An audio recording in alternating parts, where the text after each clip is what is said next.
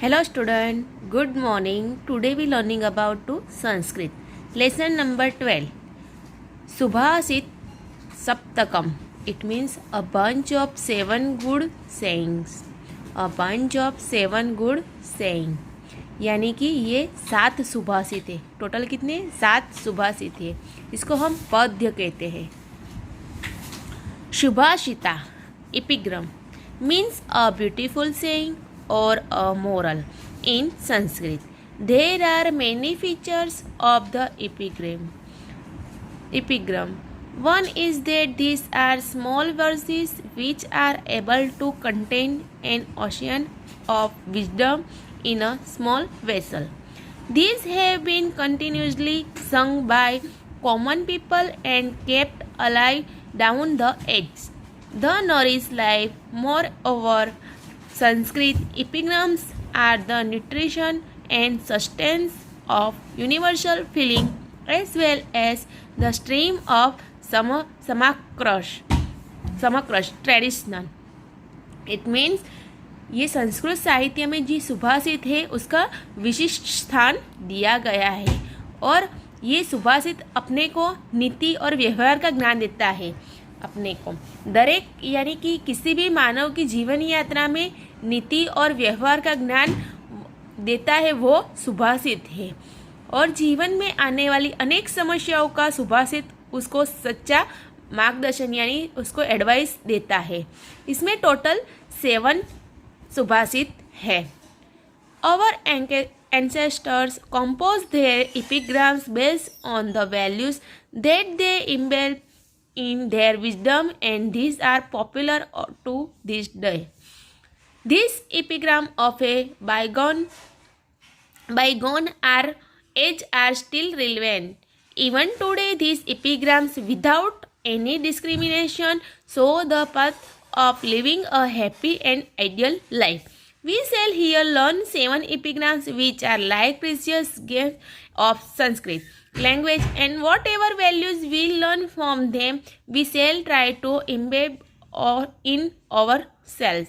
यानी कि ये इसमें टोटल 7 सुभाषित दी गए हैं. उसमें से 5 ऐसे हैं कि उसमें उसको समझा रहे हैं कि धीमे धीमे यानी स्लोली सब काम करना चाहिए. यानी रास्ते धीमे धीमे यानी कि स्लोली अपने रास्ते चुनने चाहिए. यानी सब स्लोली करना चाहिए.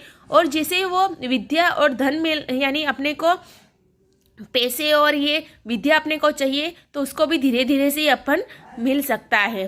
और दूसरे में ये चारित्र्य, शूरवीरता, उद्यमशीलता, पंडिताई एवं अपने फ्रेंड के वो बड़े खजाने हैं से बात की. तीसरे में संगठन के एकता का कल्याणकारी की बात की गई है.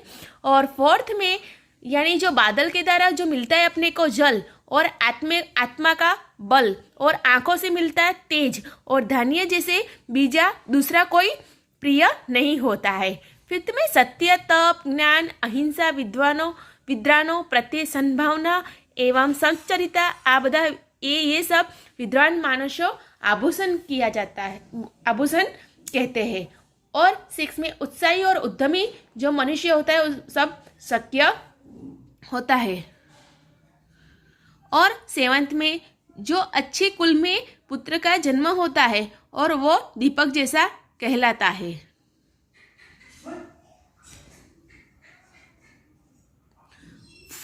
अब हम देखेंगे मीनिंग. नाउन मस्कुलिन पंथा, पथ, वे, निधि, treasure, strong. त्रुषः the husk of grain. तंडुल it means rice. स्नेह लव. कन्या फीमेलिंग है. Small quite made by rags. सहति unity. सुशीलता goodness. Nutrition Seelam character. तोयम it means water. धान्यम grains. मलम डर्ट. एडजेक्टिव अक्ष इम्प्रेसिबल. मध्यमान बीइंग रब against each other. खन्यमान is dug. मार्गाब्द started in proper direction. Adverb स्नेह it means slowly. Okay. अब हम श्लोक देखेंगे.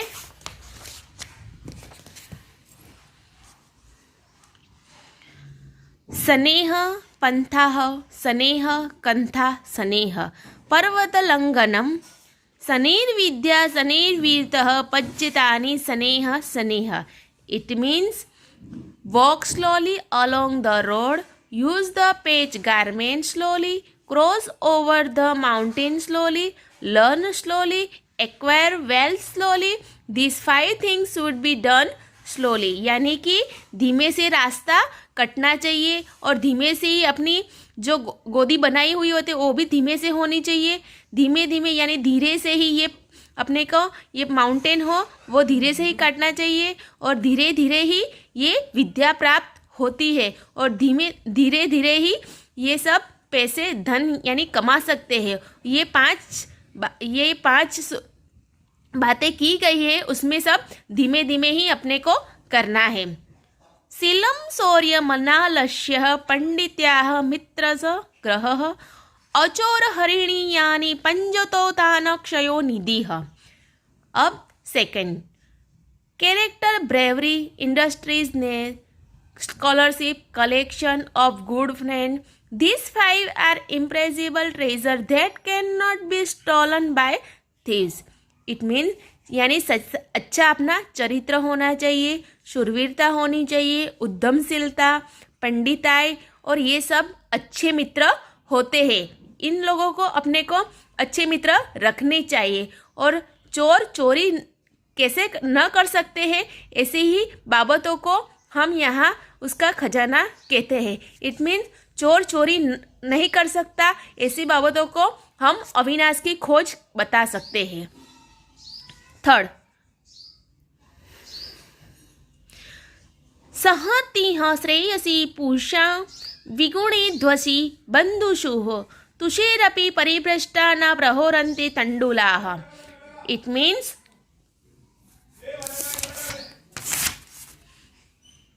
unity with even worthless relatives is beneficial. The rice grain separated from husk do not grow.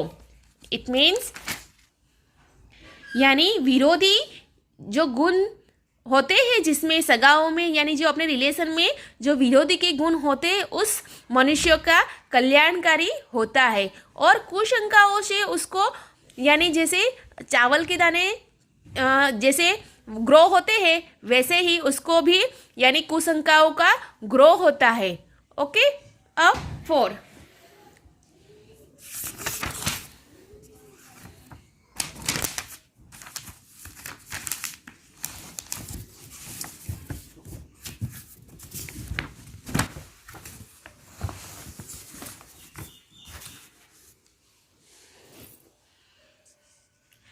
नास्ति मेघ समं तोयं नास्ति चाथ समबलम नास्ति चक्षुः समः तेजो नास्ति धान्य सम प्रियम.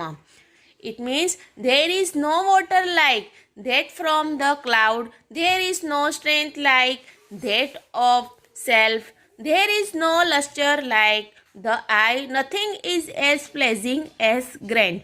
It means जो मेघ यानी कि जो बादल जल समान नहीं होते वैसे ही अपनी आत्मा का समान बल नहीं होता. जैसे आँख से हम तेज आँख के समान जो तेज नहीं होता उसी समान धान्य समान प्रिय नहीं होता.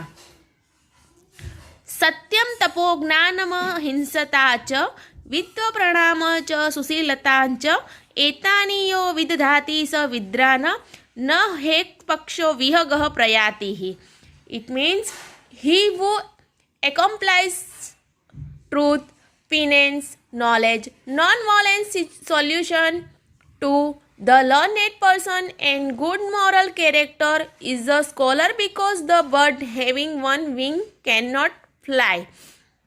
इट मीन्स सत्य, तप, ज्ञान, अहिंसा, विद्वानों यानी उस लोगों को प्रणाम और सच्चरित्र यानी अपना चरित्र सच्चा होना चाहिए ये सब होते हैं वो विद्रानी होते हैं. उसी को एक यानी जैसे एक पाँख वाला यानी एक विंग्स वाला जो बर्ड होता है वो आगे नहीं जा सकता वैसे ही ये 5 लोग नहीं होते तो अपन आगे नहीं जा सकते.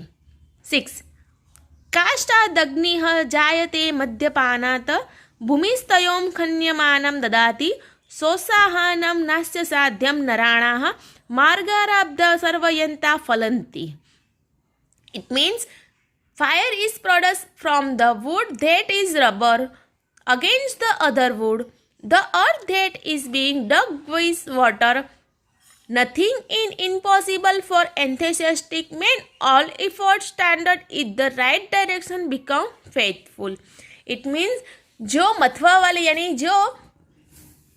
जो लाकड़े यानी जो वुड होता है उसी में से अग्नि हम लोग उत्पन्न करते हैं. जैसे खड्डा खोदने से पानी नहीं आता, वैसे ही जो उत्साही मानस होते हैं, जो उत्साही मनुष्य होते हैं, उसका भी कोई असाध्य नहीं है. यानी योग्य रीत से यानी अपने को जो योग्य रीत से जो सब ये आरंभ हुआ है उसका ही सब प्रयत्न सफल होते हैं.